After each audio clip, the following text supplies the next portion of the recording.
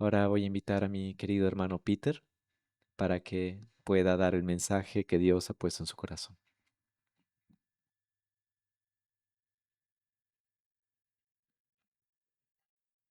Gracias. Gracias, Diego. Hola, hola. Perdón, ¿se escucha? Sí, gracias. Aquí la tecnología me abruma, disculpen. Buenos días a todos. Realmente es un privilegio, créanme, que estar acá y ver el rostro de todos ustedes es una alegría, es una emoción porque uno ve la gente que está acá buscando algo de Dios, agradecida con Él, que está confiadas en que Él tiene una respuesta para nosotros a cualquiera que sea nuestra situación. Y claro, por eso tenía razón el escritor cuando en el Salmo 122.1 puso, yo me alegré con los que me decían, a la casa de Jehová iremos. Y aquí estamos, en la casa del Señor. Hace unos cuantos domingos tuve el privilegio también de compartir la palabra de este púlpito. El mensaje fue corto. En esa ocasión tratamos el tema al final del camino y el versículo que tocamos era un versículo de la carta del Judas, que es uno de los libros más cortos de la Biblia. El mensaje de hoy lo vamos a encontrar en el libro de los Salmos. Me da gusto que nadie se sorprendió así de decir, wow, si aquel era corto, entonces este, como es de los Salmos, va a ser largo.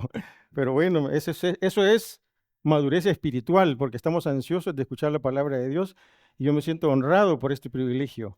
Les pido que por favor me acompañen, vamos a orar. Buen Dios y Padre nuestro que estás en los cielos, a ti sea la honra y la gloria, Señor. Aquí está tu pueblo, gozoso, alegre, esperando una respuesta tuya, sabiendo que solo en ti, Señor, podemos encontrar una respuesta a nuestras peticiones, a nuestro clamor, a nuestras necesidades. En tu bondad infinita y en tu misericordia nueva, todos los días te ruego, Señor, que seas tú quien uses mi vida y que tu palabra edifique a tu pueblo, que tu Espíritu Santo abra nuestro entendimiento, Señor, que limpies nuestra mente de malos pensamientos y de prejuicios y que nos ayudes a ser tierra fértil de tu palabra, Señor, para que podamos atesorarla, almacenarla y poder vivirla. Te lo ruego por los méritos de nuestro Señor Jesucristo y también por Él te doy gracias. Amén. Comencemos entonces. Vamos a invitarles a que abran sus Biblias en el capítulo, en el libro de los Salmos, como se los dije, capítulo 42.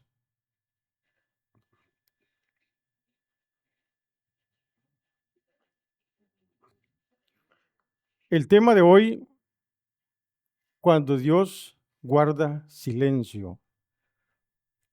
Por lo menos a mí, no sé si a ustedes, y creo que tal vez así debe ser, he experimentado en muchas ocasiones el silencio de Dios, así como que Él no escucha mis oraciones, como que Él no me da la respuesta que yo quiero.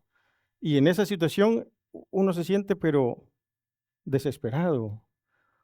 Uno cree tal vez que lo que está haciendo no es como Dios quiere, no está haciendo su voluntad, y entra en una desesperación tremenda. Por lo menos a mí me ha pasado. Si no les ha pasado a ustedes, qué bueno.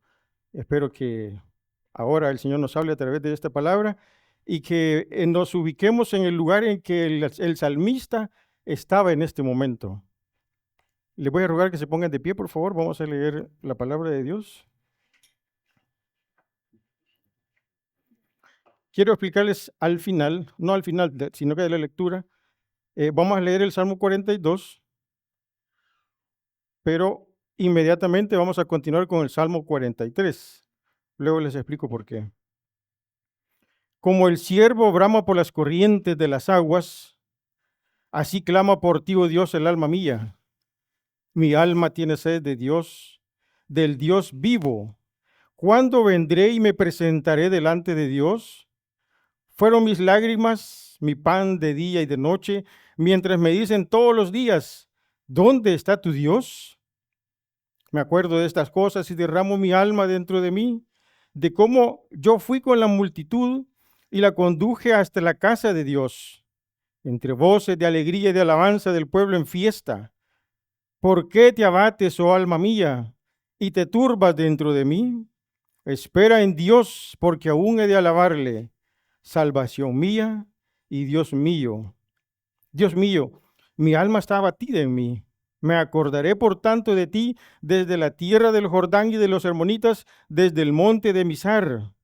Un abismo llama a otro a la voz de tus cascadas. Todas tus ondas y tus olas han pasado sobre mí. Pero de día mandará Jehová su misericordia, y de noche su cántico estará conmigo, y mi oración al Dios de mi vida. Diré a Dios, roca mía, ¿por qué te has olvidado de mí? ¿Por qué andaré yo enlutado por la opresión del enemigo? Como quien hiere mis huesos, mis enemigos me afrentan diciéndome cada día, ¿dónde está tu Dios? ¿Por qué te abates, oh alma mía? ¿Y por qué te turbas dentro de mí? Espera en Dios, porque aún he de alabarle, salvación mía y Dios mío. Júzgame, oh Dios, y defiende mi causa. Líbrame de gente impía y del hombre inicuo y engañoso, pues que tú eres el Dios de mi fortaleza. ¿Por qué me has desechado? ¿Por qué andaré enlutado por la opresión del enemigo? Envía tu luz y tu verdad. Estas me guiarán, me conducirán a tu monte santo y a tus moradas. Entraré al altar de Dios, al Dios de mi alegría y de mi gozo, y te alabaré con arpa, oh Dios mío. ¿Por qué te abates, oh alma mía, y te turbas dentro de mí? Espera en Dios, porque aún he de alabarle, salvación mía y Dios mío. Gracias. Pueden sentarse, por favor.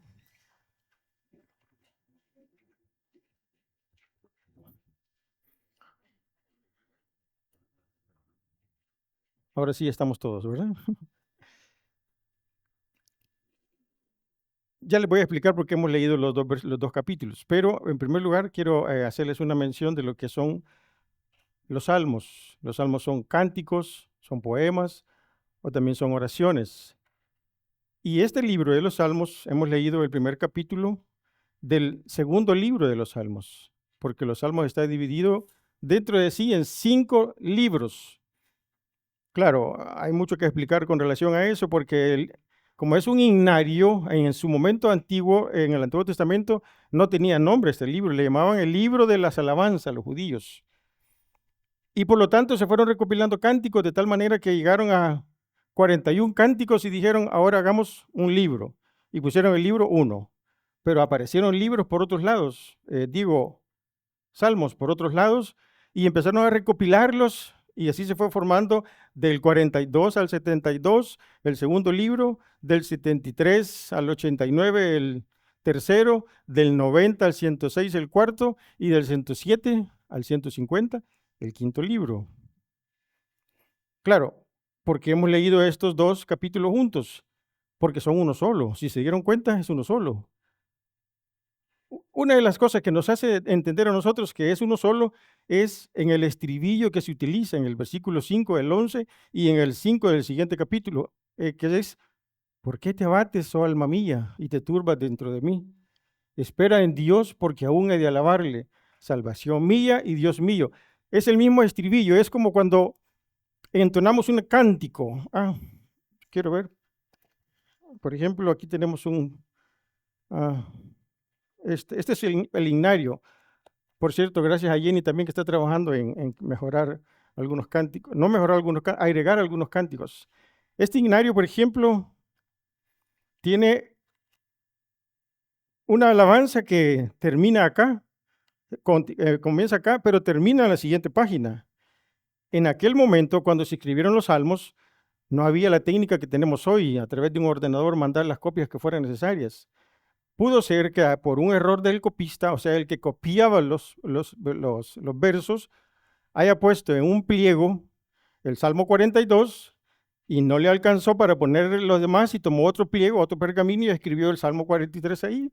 Entonces, pero era uno solo. Después, en la recopilación de toda esta información, alguien lo tomó como un salmo diferente.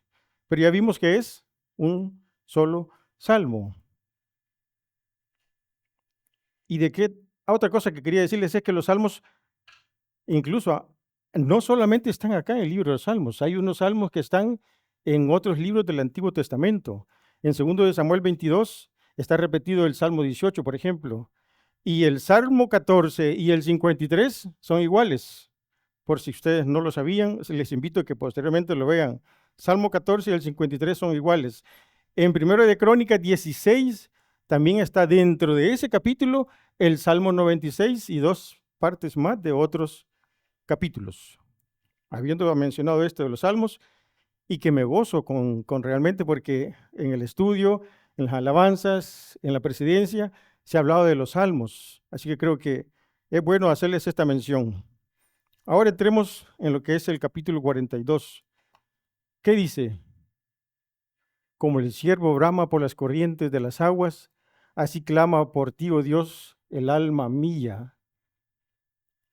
Imagínense lo que él, bueno, yo algunas veces, y creo que no, a algunos les ha pasado, cuando piensan en esto, como el ciervo brama por las corrientes de las aguas, se imaginan a un ciervo, no sé si tiene la imagen, mi amigo Bastián, que el ciervo, como dice, corrientes de las aguas, se imagina a un ciervo que está, si pueden apagar la luz solo para que se vea más o menos. Por si no conocían un ciervo, se los presento. Siervo con C, siervo con S es todos los que servimos al Señor. Ese siervo con C. Ya, por favor, gracias. Cuando pensamos en eso, yo a veces pensaba a un siervo que estaba por las corrientes de las aguas y que bramaba o que cantaba, no sé qué hacía. No sé si ustedes han pensado de esa manera, porque mucha gente sí lo ha pensado y se imagina el siervo corriendo o caminando por la corriente, pero no. Cuando el escritor lo menciona, lo presenta como un siervo que está con una sed espantosa. Y el siervo tiene sed por dos momentos. Primero, más o menos entre septiembre y octubre, cuando comienza el celo, y suda. En ese momento él se llena de sudor y sus feromonas se vuelven tan atractivas y olorosas para sus depredadores que él lo que necesita es agua para poderse lavar y no ser tan fácil de presa para los depredadores. Y la segunda, cuando tiene demasiada sed, porque como vive entre animales depredadores, él sube a las montañas y allá a veces no hay ríos. Entonces él cuando tiene sed se desespera tanto que brama. Esto se puede aplicar a nosotros de alguna manera. Les quiero contar que hace mucho tiempo, así hace muchos años ya, yo estaba en mi trabajo, 130 kilómetros de distancia de la casa, y mi esposa me llama y me dice, uno de mis hijos, mi hijo tuvo un accidente y se cortó el dedo en una máquina caminadora. Estaba en la visita entre los papás de ella y mi hijo se cortó un dedo en la máquina caminadora. Claro, yo estaba en mi trabajo, ella me dice eso y fue la angustia. Inmediatamente salí, podía manejar en ese momento, y salí velozmente de un pueblo donde estaba al lugar donde estaba mi esposa. Pero dentro de ese momento que yo iba así, yo grité adentro, porque iba yo manejando solo en el vehículo, por supuesto, grité con una angustia terrible, porque me imaginaba a mi hijo con el dedo cortado, y para mí era un dolor terrible, y le pedí a Dios, no sé ni cómo, y en una forma tan expresiva, pero en ese momento yo no oía la respuesta de Dios. Yo solo iba corriendo hasta que llegué al lugar y los que conocen a mis hijos saben que uno de ellos tiene un dedo biónico, ¿verdad? No, es broma. El Señor hizo la obra y el Señor lo sanó el dedo de él. Y entonces descubrí que la respuesta que no recibí en ese momento de mi angustia, el Señor ya la estaba preparando. Sí, claro, para mí fue algo maravilloso porque después pudimos testificar del favor que Dios nos había hecho. Le voy a decir el nombre de mi hijo, bueno, de mis hijos, es el que termina su apellido en Cruz Barton, uno de los tres. Eso lo dejo de tarea.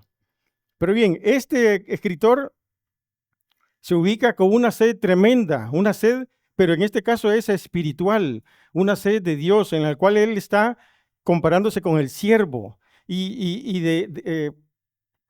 utilizando un elemento tan vital para los judíos o para los de ese momento, que es el agua.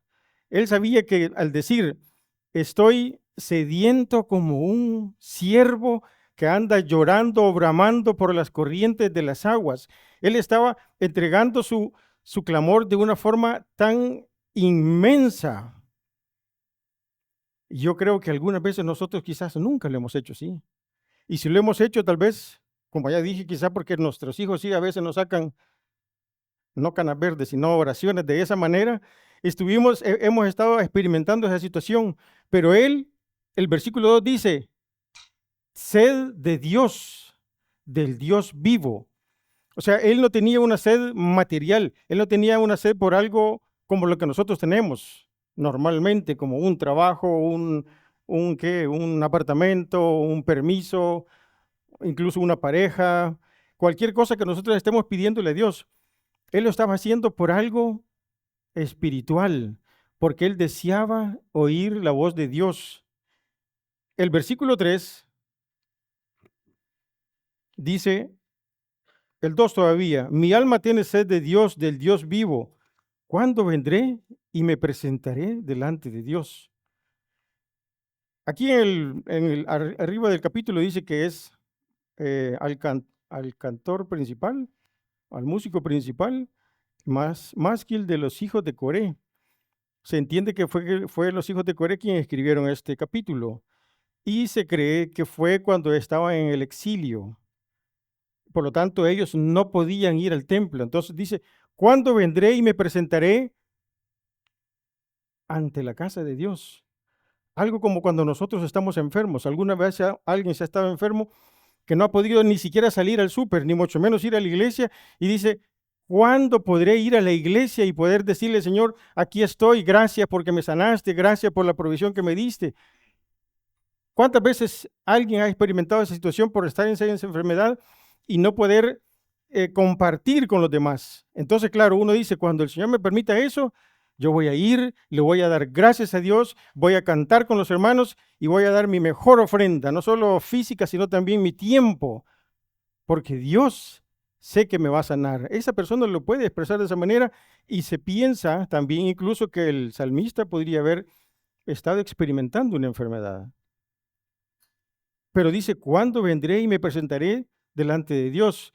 Y luego dice, fueron mis lágrimas mi pan de día y de noche. ¿Por qué razón? Porque sus enemigos le decían, ¿dónde está tu Dios? No sé si les ha pasado, por lo menos a mí también un par de veces. Cuando estoy en una situación, he estado en situaciones así. De hecho, les aclaro que todavía tengo muchas peticiones que aún no he recibido respuesta, pero sé que Dios es bueno y que Él cumple su palabra. Cuando esta persona, ¿o en qué estaba yo cuando le dije eso? El versículo, ¿cuánto estaba leyendo? Fueron mis lágrimas, mi pan, gracias, hermana Luz, de día y de noche. Cuando alguien está experimentando esto, situaciones como esta, no es cierto que uno se llora por las noches y llora terriblemente. A veces no podemos llorar porque la demás gente nos ven, entonces lloramos en silencio, pero ahogamos nuestro llorar de día y de noche y estamos ahí. E incluso la gente, y no solo nuestros enemigos, nuestros familiares nos dicen, bueno, ¿y vos que decís que sos cristiano? ¿Por qué estás en esa situación? ¿Acaso Dios no es fiel? ¿Acaso Dios no es poderoso? ¿No te ha podido dar respuesta? Y eso a uno lo pone más terriblemente acongojado. Sin embargo, él dice, me acuerdo de estas cosas y derramo mi alma dentro de mí, de cómo yo fui con la multitud y la conduje hasta la casa de Dios entre voces de alegría y de alabanza del pueblo en fiesta. ¿Por qué razón? Porque como él era de los cantores, el encargado de la adoración delante del templo, él estaba en la angustia de querer llegar al templo y poder dar esa adoración a Dios. Pero si estaba en el exilio, si estaba enfermo, no lo podía hacer. Pero entonces él viene a una reflexión interna, porque es la primera parte de este capítulo, y dice, ¿por qué te abates, oh alma mía, y te turbas dentro de mí? Espera en Dios, porque aún he de alabarle. salvación mía y Dios mío. En esta primera parte, él está deseando el agua terriblemente, como el siervo brama por las corrientes de las aguas. En la parte 2, que es la que vamos a continuar, es lo contrario. Es agua que él deseaba, ahora él está terriblemente desesperado porque amenaza con ahogarlo. De hecho, el versículo dice, todas tus ondas y tus olas pasaron sobre mí. Significa que el agua era tanta ya que él ya se estaba tan angustiado. Y fueron las mismas palabras que utilizó Jonás en Jonás 2:3, en el cual dijo estas mismas palabras, pero porque estaba dentro de la boca del pez. No, dentro de la boca, dentro del pez. Y esa angustia que él sintió y dijo, todas tus olas y tus ondas pasaron sobre mí. El salmista está experimentando esa situación en la cual ya no solamente deseaba el agua, sino que ahora el agua lo está como presionando de tal manera que él dice, entre un abismo y otro las cataratas se levantan y todo, es algo desesperante para él. Pero él dice, diré a Dios, roca mía, ¿por qué me has desechado? Él sabía que en esa situación de ahogamiento, solo ver la roca y pararse sobre ella era salvarse de una inundación. Él sabía que estar parado en la roca era la salvación para él. Pero ¿qué dice el versículo siguiente? ¿Por qué andaré yo enlutado por la opresión de mi enemigo? Como quien hiere mis huesos, mis enemigos me afrentan diciéndome cada día, ¿dónde está tu Dios? Para los judíos o para la gente en ese momento, al decirte los huesos se expresaban el ánimo. O sea que era como cuando decimos hoy, está, ¿cómo se dice? Estresado, no. ¿Cómo se dice?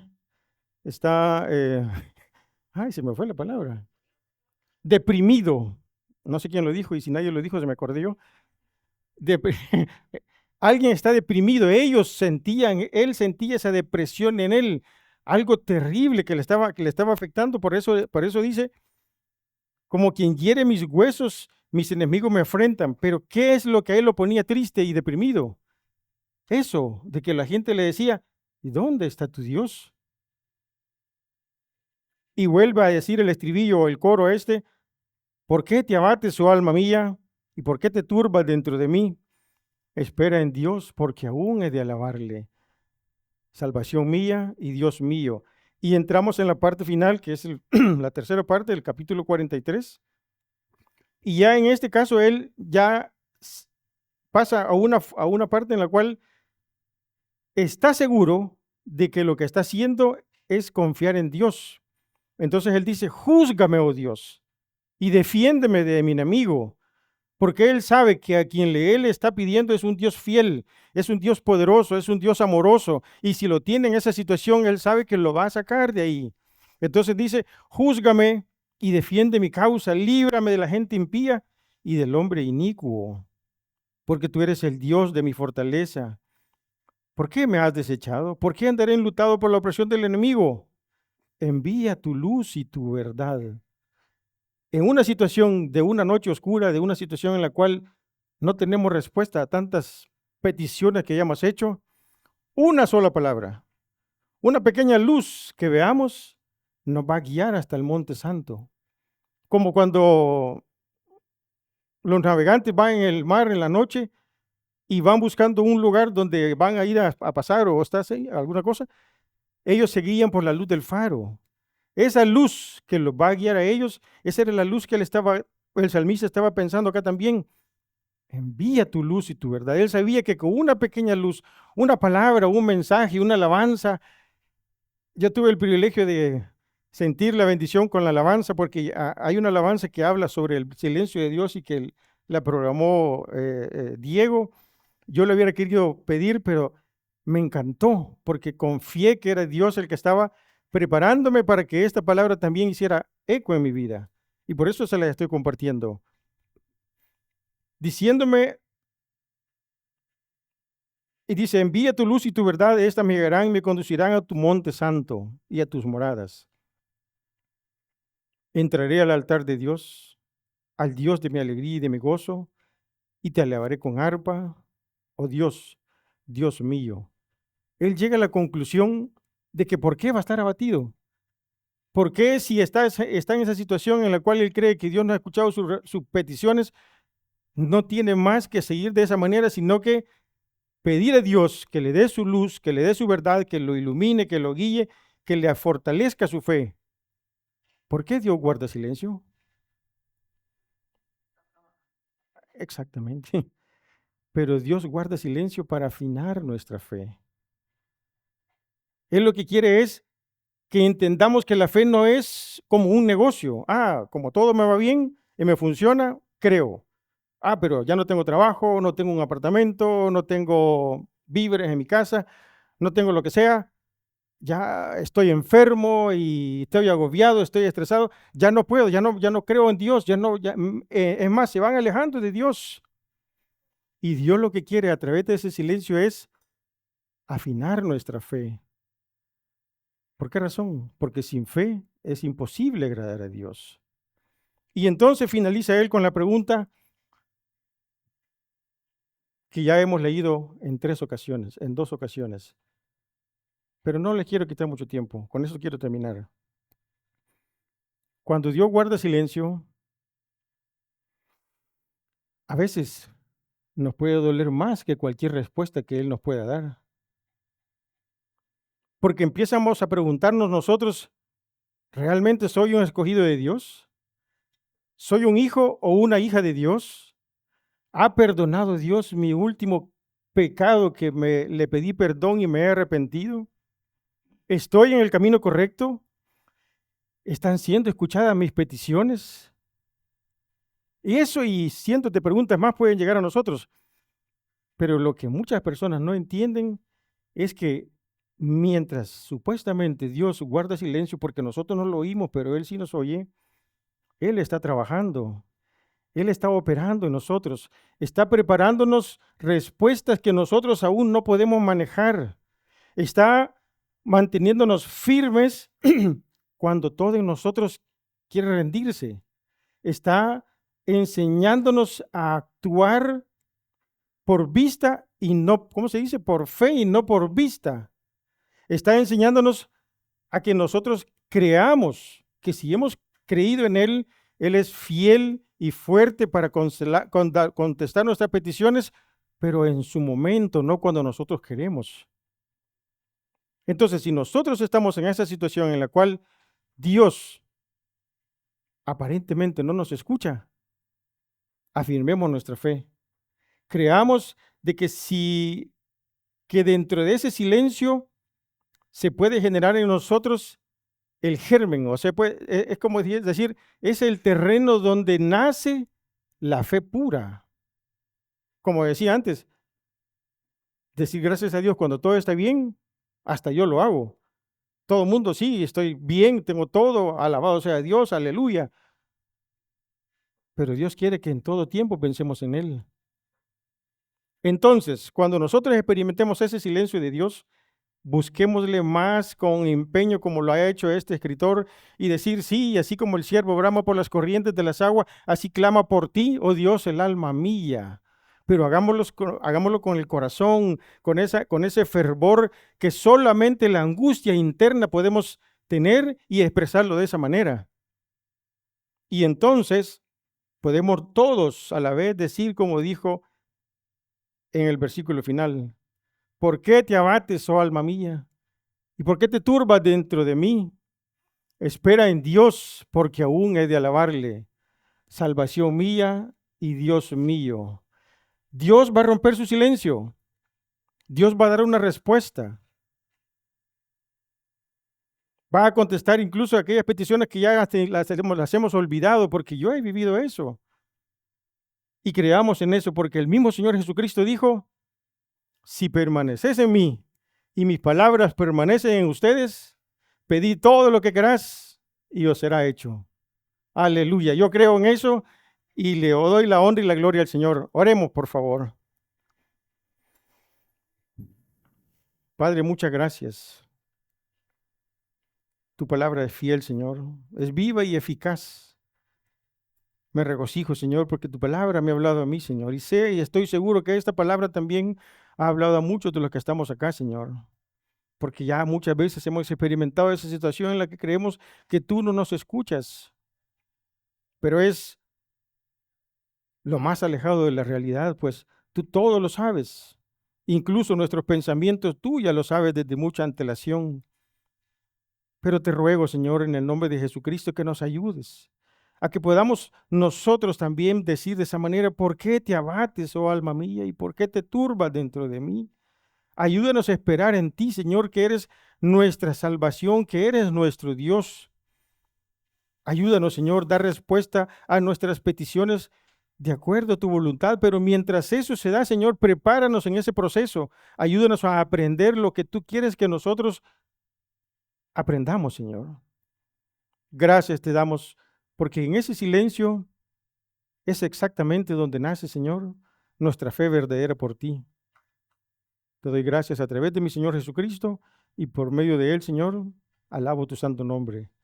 Amén.